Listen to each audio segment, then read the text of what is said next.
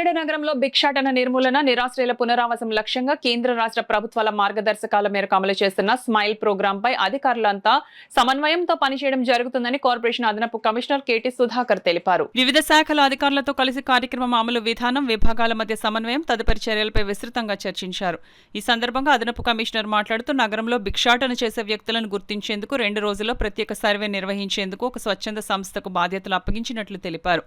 సర్వేలో గుర్తించిన వారి పూర్తి వివరాలను నమోదు చేసి అవసరమైతే వైద్య పరీక్షలు నిర్వహించేందుకు హెల్త్ డిపార్ట్మెంట్ సహకారం తీసుకుంటామని పేర్కొన్నారు. ఆరోగ్య సమస్యలు ఉన్న వారికి తక్షణ చికిత్స అందించిన అనంతరం పునరావాస కేంద్రాలకు తరలించే చర్యలు చేపడతామని చెప్పారు. భిక్షాటనను కేవలం నిరోధించడం కాకుండా సంబంధిత వ్యక్తులకు నైపుణ్యాభివృద్ధి శిక్షణలు అందించి స్వయం ఉపాధి అవకాశాలు కల్పించడం ద్వారా సమాజంలో గౌరవప్రదమైన జీవితం గడపడానికి దారి చూపించడం స్మైల్ ప్రోగ్రాం ప్రధాన లక్ష్యమని ఆయన వివరించారు. కొంతమంది తమ స్వగ్రామాలకు వెళ్లాలనుకుంటే వారికి అవసరమైన రవాణా మరియు ఇతర సహాయాలను కూడా అందించే అంశాన్ని పరిశీలిస్తామని తెలిపారు.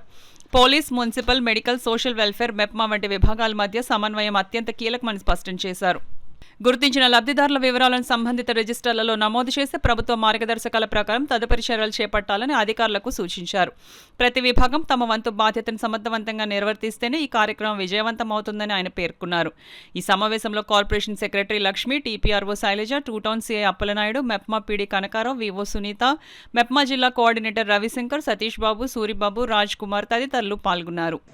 రిహాబిలిటేషన్ సెంటర్ అంటే అది కూడా ఎన్జిఓనే చూస్తారు. ఎన్జిఓ ద్వారా మనం రిహాబిలిటేషన్ సెంటర్కి తీసుకొచ్చి రిహాబిలిటేషన్ సెంటర్లో వాళ్ళని ఉంచడమే కాకుండా వాళ్ళకి కావాల్సినటువంటి స్కిల్ డెవలప్మెంట్ కానీ లైవ్లీహుడ్ సపోర్ట్ కానీ ఆ ఎన్జిఓ ద్వారా ఇచ్చి మళ్ళా వాళ్ళు జనస్రవంతులోకి కలిసే విధంగా కానీ లేకపోతే వాళ్ళు ఇష్టపడితే వాళ్ళ పేరెంట్స్ దగ్గరకు కానీ లేకపోతే వాళ్ళ కుటుంబంతో చేర్చే విధంగా ఈ కార్యక్రమం రూపొందించబడింది అన్నమాట.